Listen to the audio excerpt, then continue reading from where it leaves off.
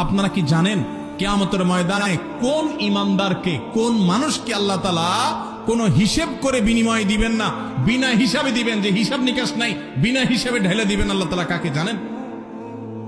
একমাত্র ব্যক্তি সবরকারী। কোন ব্যক্তি?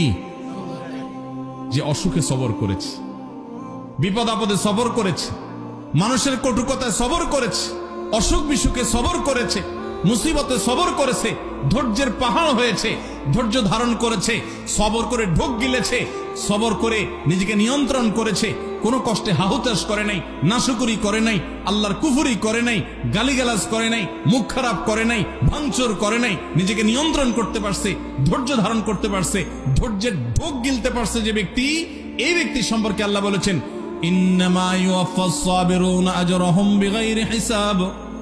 সবরকারীদের বিনিময় আল্লাহ রাব্বুল আলামিন কিয়ামতের ময়দানে কোনো হিসাব নিকেশ করা ছাড়া, তুমি নামাজ কয় ওয়াক্ত পড়ছো, রোজার কতগুলোর সওয়াব পাবা, সুবহানাল্লাহ কতবার পড়ছো, আলহামদুলিল্লাহ কতবার পড়ছো, কয়বার কোরআন খতম দিছো, কয়বার কি ভালো কাজ করছো, এই সমস্ত হিসাব নিকেশ নাই বান্দা। তুমি সারা জীবন সবর করেছো, সব ক্ষেত্রে সবর করেছো, আজকে তোমার দেওয়ার ক্ষেত্রে কোনো হিসাব নিকেশ নাই, বিনা হিসাবে আল্লাহ তাআলা ঢেলে দিবেন। সবর করবো তো ইনশাআল্লাহ। বাংলা একটা প্রবাদ আছে, সবুরে মেওয়া ফলে। সবুরে মেওয়া ফলে। মেওয়া মানে বুঝেন? মেওয়া মানে ফল। সবর যখন মানুষ করে একটা সময় আল্লাহ তাআলা ফল দেন। ভাইরা আমার, পৃথিবীতে একটি মানুষ, ভালো করে শুনে রাখেন, পৃথিবীতে একটি মানুষ দেখাতে পারবেন না যে সবর করে সে ক্ষতিগ্রস্ত হয়েছে। আপনি বলবেন দুনিয়াতে সে বহুত সবর করছে, যতই সবর করছে মানুষ তার উপর আরো চাপায়া পড়ছে। আমি বলবো যদি সে আল্লাহর জন্য সবর করে থাকে তো হাতির মতো মরলেও লাগ, বাঁচলেও লাগ, তার এই সবরের বিনিময়ে আল্লাহ তাআলা দিবেন না দিবেন না? দিবেন। আর বেশিরভাগ ব্যক্তি সবরের ফলাফল দুনিয়াতেই দেখে যায় ভাইরা আমার। আর যে সবর করে না, আপনার ধরেন একটা অসুখ বিসুখ হয়েছে, আপনি এখন গালিগালাজ করলেন, হ্যাঁ, আপনার একটা বিপদ হয়েছে, আপনি আল্লাহকে, ফেরেশতাদেরকে, আশপাশে মানুষদেরকে গালিগালাজ করলেন, মুখ খারাপ করলেন, ভাঙচুর করলেন, তাতে কি আপনার বিপদটা দূর হয়ে যাবে? আমার কথা কি বুঝতেছেন? কোন একটা পেরেশানি আসলো, ভাঙচুর করলেন, অস্থির হয়ে গেলেন, জামা কাপড় ছিঁড়লেন।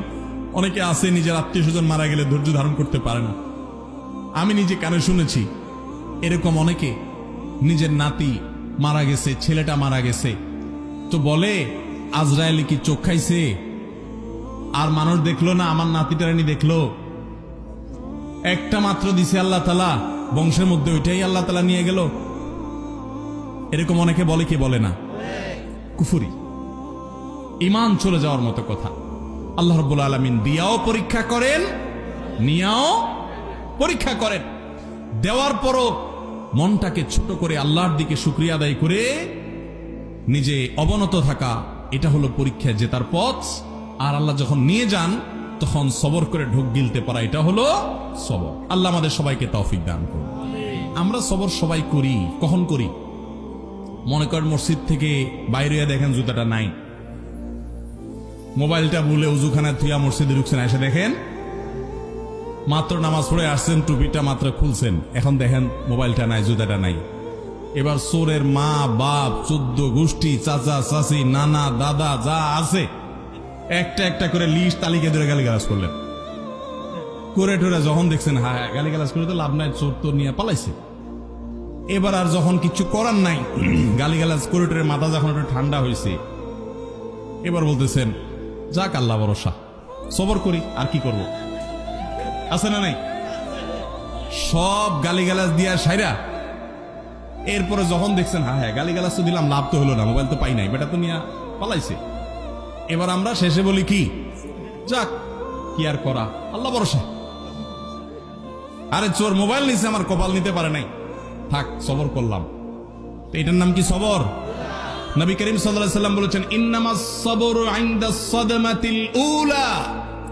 প্রথম ধাক্কা যখন আসবে, হঠাৎ করে শুনলেন বাপ মারা গেছেন, মা মারা গেছেন, ছেলেটা মারা গেছেন, অ্যাক্সিডেন্ট হয়েছে, বড় বিপদ হয়েছে, ওই সময় যদি নিজেকে ধরে রাখতে পারেন, দাঁত খিচে না আমার মুখ দিয়ে কোনো খারাপ কথা বের হবে না, আমার আল্লাহ আমার পরীক্ষা নিচ্ছেন, আমি সবর করব, যদি নিজেকে নিয়ন্ত্রণ করতে পারেন, এর নাম হলো সবর।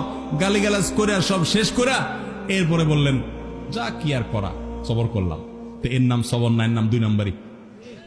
কথা কি বুঝতে পারছেন? অনেকেই আছে দেখবেন বাসায় গিয়া হয়তো কোনো একটা জিনিস উল্টাপাল্টা দেখছে, আচার বিচার ভাঙচুর করে এরপরে একাকার করে যখন দেখছে মাথাটা একটু ঠান্ডা হয়ে আসছে, এবার কয়ে যাক যা হয়েছে হয়েছে, যাক ভুলে যাও, আল্লাহ ভরসা, সবর করলাম, কি আর করা, আছে না নাই? এই 2 নাম্বারের নাম সবর। আল্লাহ তাআলা আমাদের সবাইকে সবর করার তৌফিক দান করুন। সবরের ওয়াজ করা যত সোজা, সবর করা কিন্তু এত, বসাই দিলে আপনিও বহুত কথা বলতে পারবেন, কিন্তু ওই ঠেলায় যখন পড়বেন, বিপদে যখন পড়বেন, কঠিন পরিস্থিতির মুখে দাঁড়িয়ে বিপদের মধ্যেও হাসতে পারা, এটা খুব সহজ কথা না ভাই। শত শতবার কোরআন খতম দেওয়া সহজ, হাজার হাজার রাকাত নফল নামাজ পড়া সহজ, শত শতবার দিন নফল রোজা রাখা সহজ, হাজার হাজার লক্ষ লক্ষ কোটি কোটি টাকা দান করাও সহজ। মহা কঠিন সময়ে নিজেকে নিয়ন্ত্রণ করে সবর করতে পারা, এটা এত সহজ।